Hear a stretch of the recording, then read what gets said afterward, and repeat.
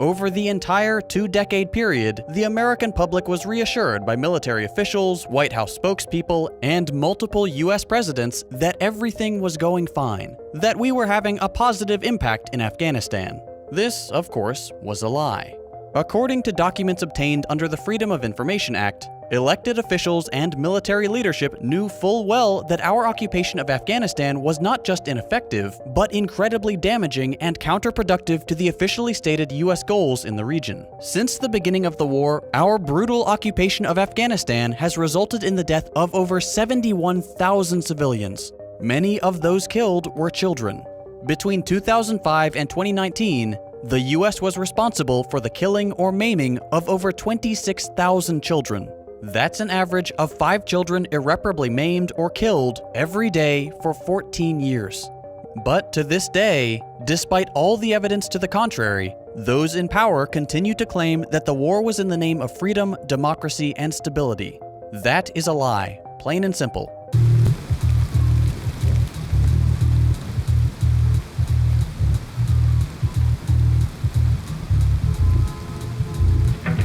What's left of a nation so torn, being played against each other from the day that we're born? What's left of a country stripped bare by greedy corporations and rapacious billionaires? What's left once the vultures are through? Will there even be a country left for me and you? What's left once the fantasy fades and there's nothing but reality to smack us in the face? What's left are a people in pain, abandoned by their government and struggling to maintain. What's left is a nation enraged, with more and more becoming disillusioned each day. I'm left, and I'm here to stay, to make you feel uncomfortable and show you a better way. I'm left, but I'm not alone. There's millions more just like me, and not one will they own. We're the left, and we won't be ignored. The masses have been ignited, so brace for the storm. I said we're left, and we won't be ignored. The masses are ignited, better brace for the storm.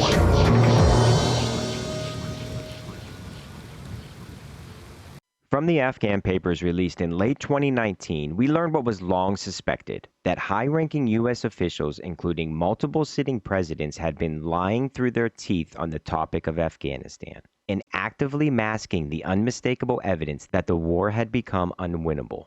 The papers are a treasure trove of more than 2,000 documents, including interviews from high-ranking officers, Pentagon officials, and aid workers. The interviews originated from an internal audit conducted by the agency known as SIGAR, which was seeking to learn from the myriad of mistakes made during our nation's longest war. With most speaking under the assumption that their remarks would remain confidential, the over 400 interviews offered an unparalleled look into the 2-decade-long bloody boondoggle. Unfortunately, this is not our first opportunity to learn from formerly classified failures and critiques that the government was actively trying to keep secret. The Pentagon Papers released in 1971 revealed much the same about the Vietnam War. But instead of learning from that cataclysmic failure, those who warned of the perils from the outset were routinely mocked and ridiculed as anti-American and/or terrorist sympathizers. And we were constantly being reassured that we had indeed learned our lessons from Vietnam, and that there was absolutely no way that we could ever be bogged down in Afghanistan in a similar manner.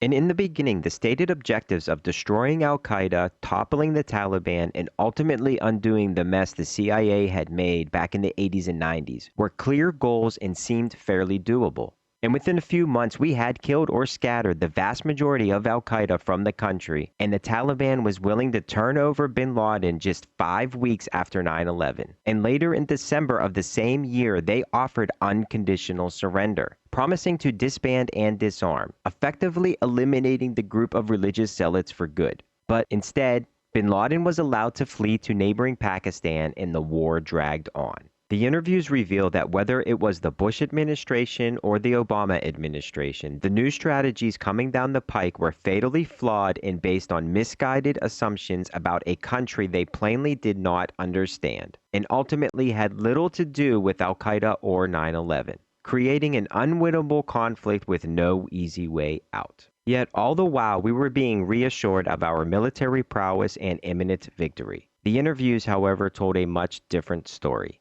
We were devoid of fundamental understanding of Afghanistan. We didn't know what we were doing, 3-star general and Afghan war czar Douglas Lute told his interviewer, pondering, "What are we trying to do here?" and adding, "We didn't have the foggiest notion of what we were undertaking." Military commanders on the ground didn't even have the clarity to distinguish enemy from ally, nor were they able to articulate tangible parameters for victory. Was Al-Qaeda the true threat or the Taliban? Was Pakistan a friend or a foe? What about ISIS and the bewildering array of other foreign jihadist and Afghani warlords, a number of which were either currently or formerly on the CIA's payroll? If that last sentence surprises you, please watch Part 1 of The Good War, How We Got Here and What It Wasn't About, to get a better understanding of just how Afghanistan became such a safe haven for the Islamic extremists. Unfortunately, the view from the Pentagon was not any clearer. In one of the many short memos Donald Rumsfeld refers to as snowflakes, the mastermind behind the invasion itself claimed to have no visibility into who the bad guys were and said we were woefully deficient in human intelligence. In reference to troops asking for clarity, one intel advisor illustrates this point by stating, quote, "They thought I was going to come to them with a map to show them where the good guys and bad guys live. It took several conversations for them to understand that I did not have that information in my hands. At first, they just kept asking, but who are the bad guys? Where are they?" All this uncertainty and lack of clarity led to the soldiers on the ground not being able to distinguish ally from adversary from innocent bystander. برجله بإيده ما في يقولون اكو سيارات اخرى مدنيه دي طار مطارده ضاربين طلقه هذول رشوا على الكل هو واقف ينتظر تاكسي هو انقتل. When IEDs would go off and prove the explosive devices by the side of the road, the instructions were, or the practice was, to basically shoot up the landscape, anything that moved. With the release of a bombshell report detailing unlawful killings and war crimes. 90% of the victims of those drone strikes were not the intended targets.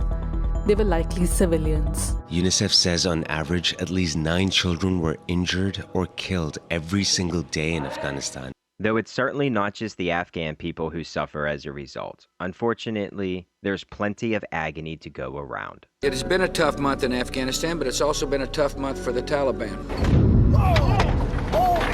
The Bradley upside down and on fire. 6 US soldiers and their translator are burning to death. The 30,000 additional troops that I'm announcing tonight will deploy in the first part of 2010.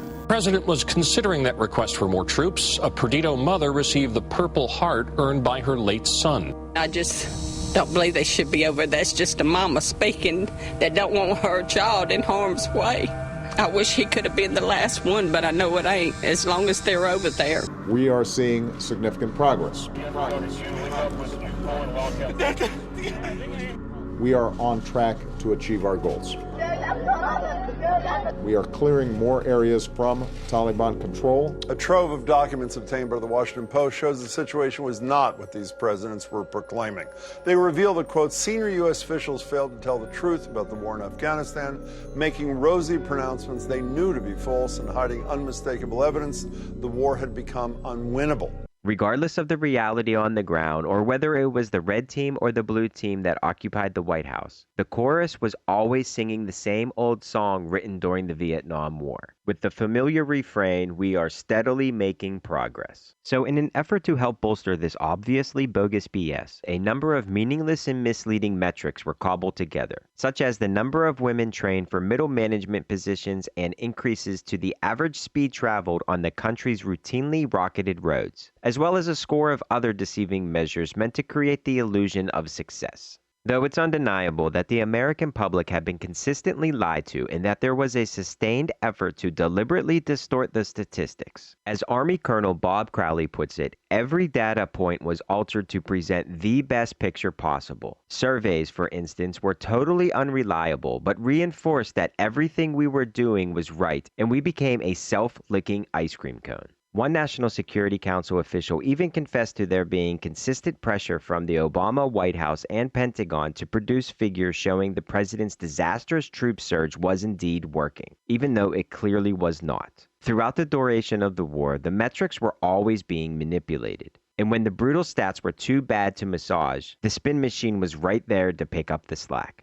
as that same senior NSC official goes on to explain, quote, "For example, attacks are getting worse. That's because there are more targets for them to fire at, so more attacks are a false indicator of stability. Then 3 months later, attacks are still getting worse? It's because the Taliban are getting desperate, so it's actually an indicator that we're winning." And on it went. Suicide bombings in Kabul were portrayed as signs of the Taliban's desperation and showed that the insurgents were too weak to engage in direct combat.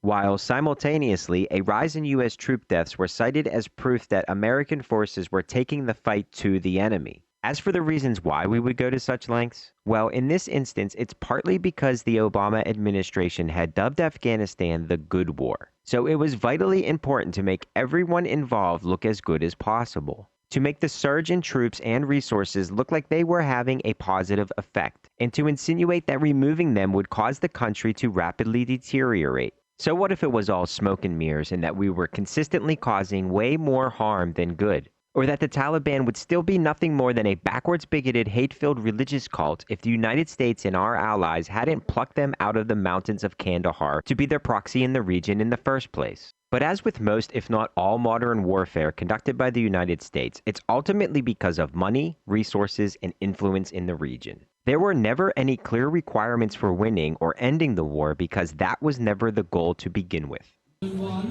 Because the goal is not to completely subjugate Afghanistan.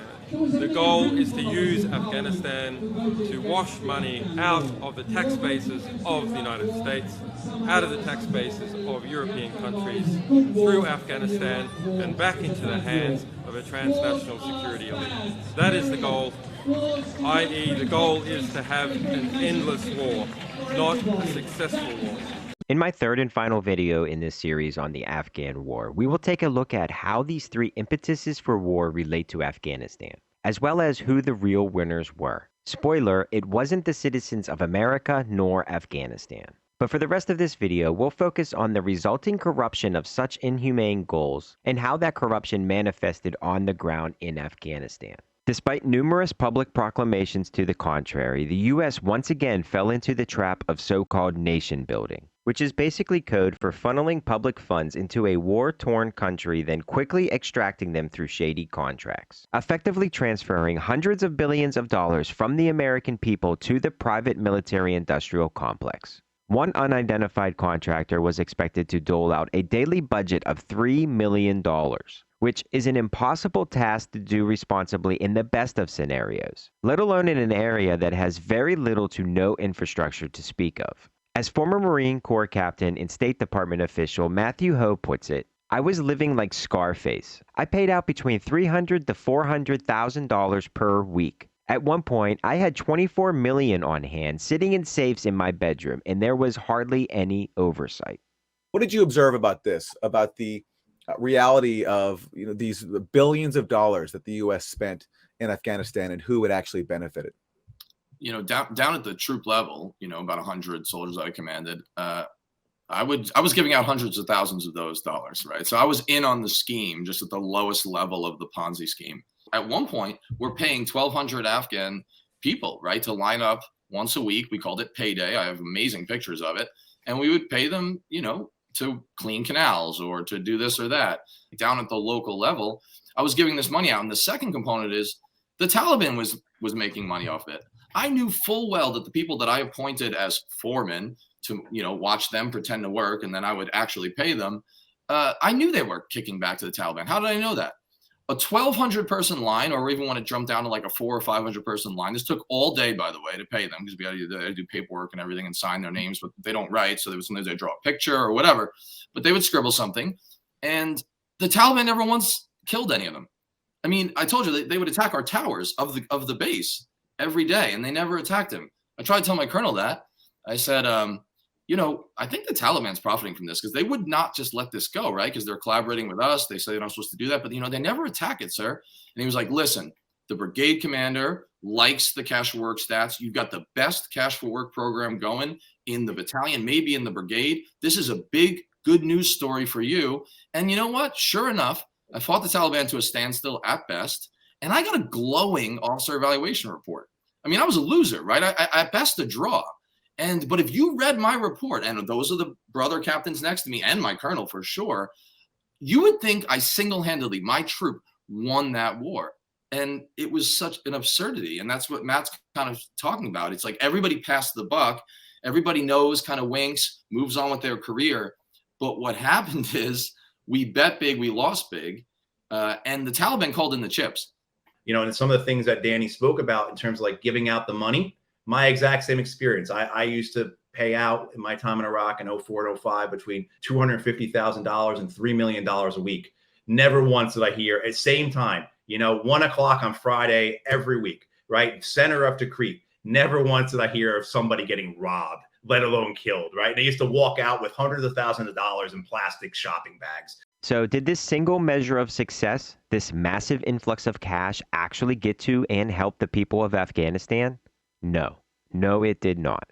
As this very telling 2019 Gallup poll found, a remarkably sad 0% of respondents claimed that they were thriving, while a staggering 85% admitted to suffering, which is not exactly what one would call a success. This result was most likely affected by the fact that 80 to 90% of all allocated funds for Afghanistan were immediately redirected to an array of defense contractors, NGOs, and other Western outfits, with the majority of the rest most likely ending up in the hands of the Taliban. I mean, we can't keep the show on the road without also paying the Washington generals, can we?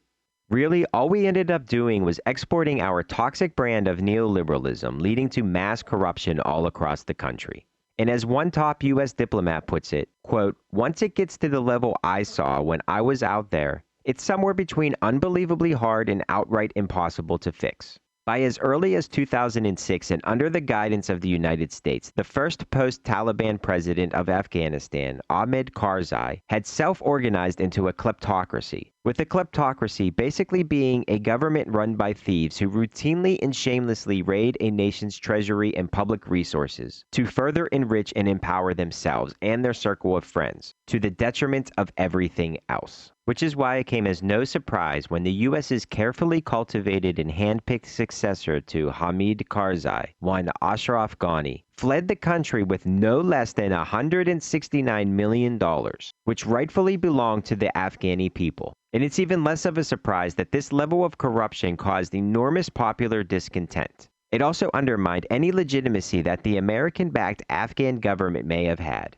and worked to sour the idea of democracy in the minds of many Afghans. Not that this system, nor the one that we have in the United States, could ever actually be considered democratic by any meaningful measure. The often touted and supposedly robust Afghan army and national police force that was intended to protect and secure the country from the Taliban and other extremist groups was rife with incompetent drug addicts and deserters, and made up in large parts of so-called ghost soldiers, the term given to the tens of thousands of non-existent soldiers whose salaries were being pocketed by corrupt Afghani commanders, no doubt kicking back at least a portion to the Taliban. In case it wasn't clear already, the Taliban receive a large part, if not most, of its funding from the United States, usually via kickbacks from contractors, with the majority coming from convoys and other supply line and infrastructural matters. It's so bad that U.S. officials in Kabul estimate a minimum of 10% of all Pentagon logistical contracts, equating to hundreds of millions of dollars, made their way to the Taliban. The money buys safety and security for the trucking routes on the otherwise perilous roads. As one trucking executive puts it, quote, "The army is basically paying the Taliban not to shoot them." A project manager for another company goes into more detail, explaining that they were paying local warlords and other influential figures affiliated with the Taliban to ensure our supplies made it through unmolested.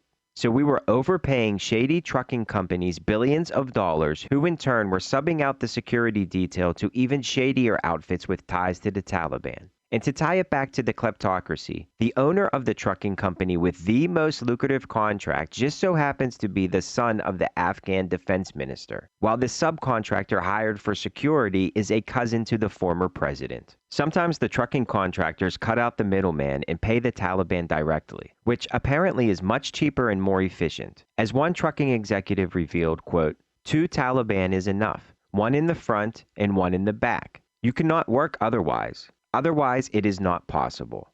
Which seems to be the prevailing thesis, that the extortion was a necessary evil, and the only way to reliably get essential supplies such as clean water, food, fuel, and arms to outposts on the front lines. So, as a result, according to U.S. officials on the ground in Kabul, somewhere in the range of 10 to 20% of all logistical contracts in Afghanistan wound up in the hands of the enemy. Meaning our military knew exactly what was happening, yet were unwilling and or unable to do anything to change it. A security official for the NDS, the Afghan equivalent to the CIA, even delivered a very detailed report to his American counterparts, including what seems to me to be a viable solution, suggesting that the U.S. take the tens of millions paid to security subcontractors, the ones with close ties to the Taliban, and instead use it to set up a dedicated and professional convoy support unit to guard the vital supply lines. Though unsurprisingly, the suggestion went nowhere.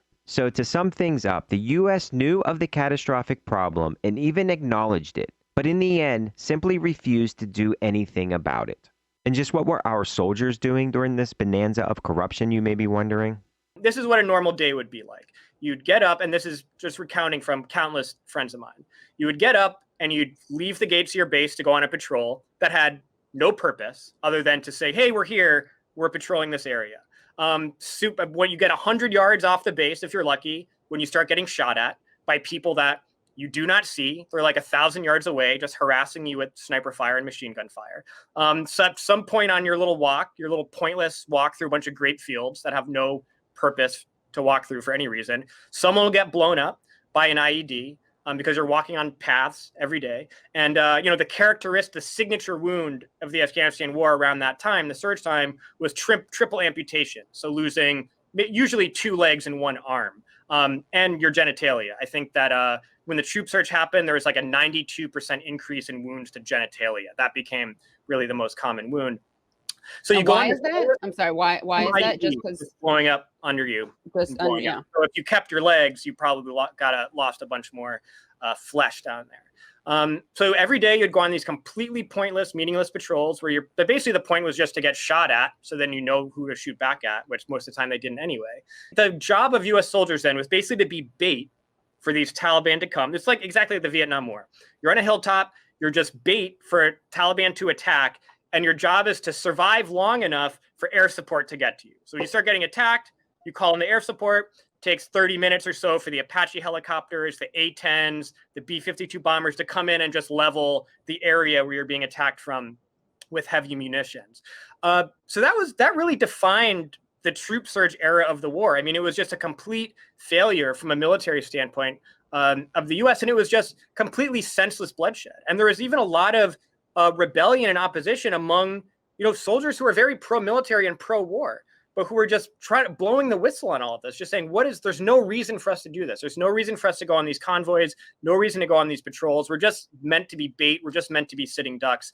And so from that, all of those deaths then were just completely pointless. According to the Watson Institute of Brown University, all of those deaths added up to be quite a lot. Over 70,000 Afghani and Pakistani civilians, over 3,500 U.S. and NATO allies, and nearly 80,000 Afghani allies, as well as 136 journalists and 549 aid workers, not including Zaimari al-Mahdi, who the U.S. followed for hours before droning him and his 7 children, after mistaking 2 large water jugs for explosives. Initially, the U.S. had claimed to have killed 2 ISIS-K members carrying a bomb to their next attack. But after an investigation, they have since been forced to fess up to the heinous act. But this is to be expected when invading a country you know nothing about with no clear goal or picture of who the enemy even is.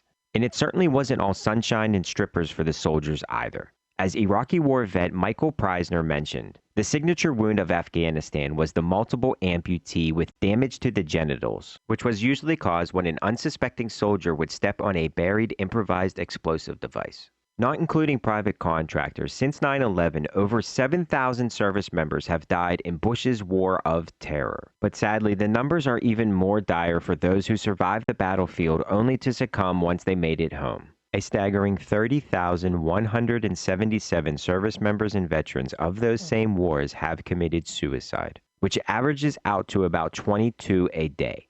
Not to mention all of the addiction, abandonment, homelessness, and plethora of health problems that veterans are forced to face if they are lucky enough to make it back home.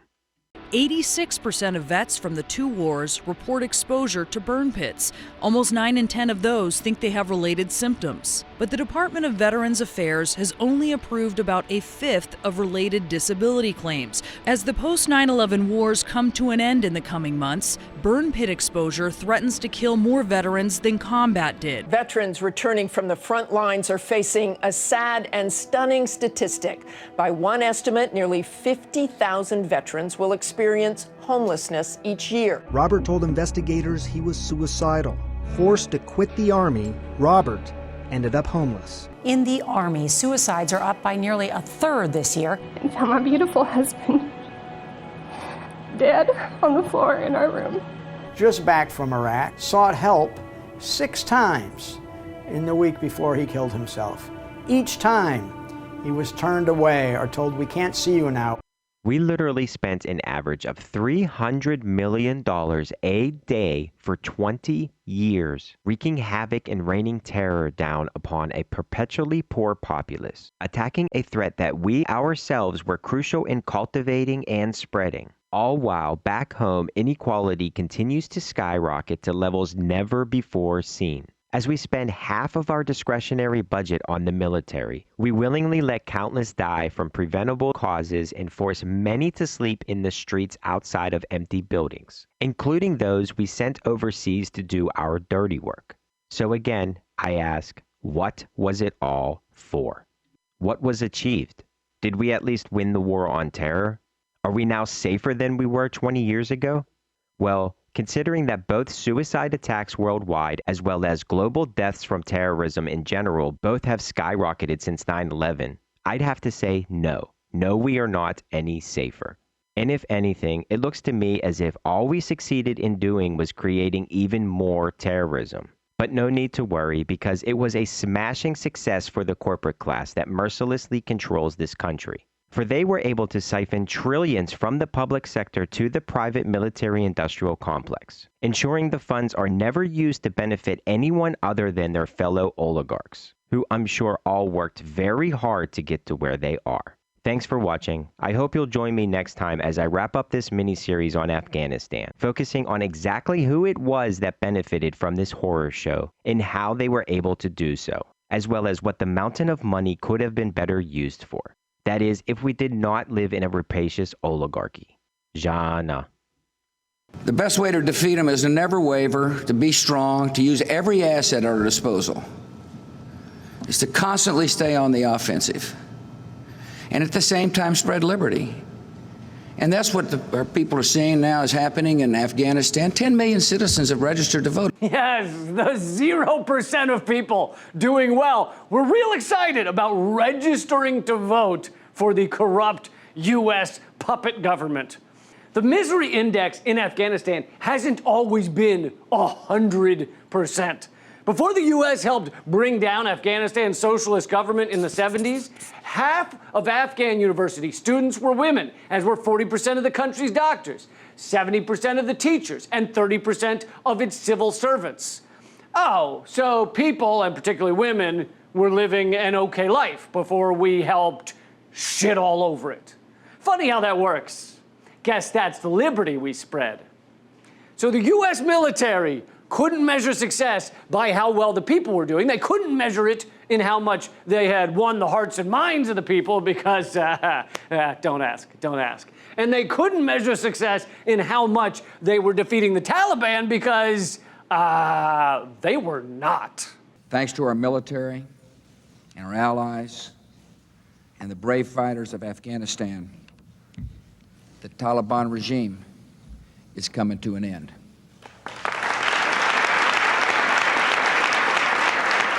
That's what we call in the biz a bald-faced lie. How much of Afghanistan did the U.S. actually control? One officer said, "Only the area as far as my machine guns reach, and the Taliban control everything else." I can't believe Bush lied to us. You know, you know what it is? It's the fucking Republicans. The goddamn Republicans. They lie to the American people. The Republicans disgust me. We sent our troops into Afghanistan. Within a matter of months, Al-Qaeda was scattered and many of its operatives were killed. The Taliban was driven from power and pushed back on its heels. And the Democrats. Those are the two groups of liars, the Republicans and the Democrats.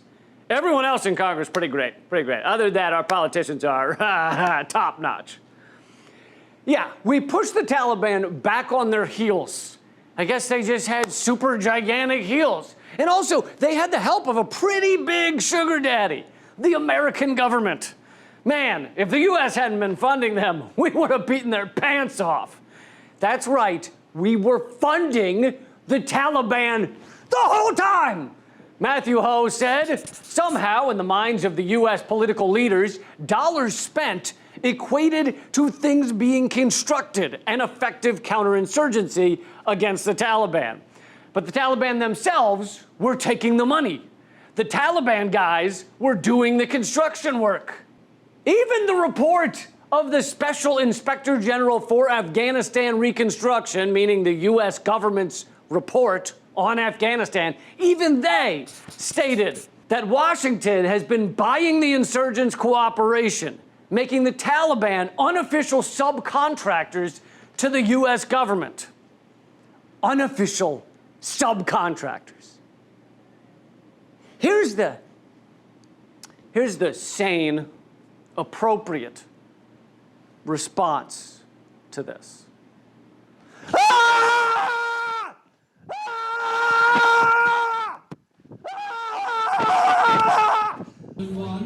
Because the goal is not to completely subjugate Afghanistan. The goal is to use Afghanistan to wash money out of the tax bases of the United States, out of the tax bases of European countries, through Afghanistan and back into the hands of a transnational security elite. That is the goal, i.e. the goal is to have an endless war, not a successful war.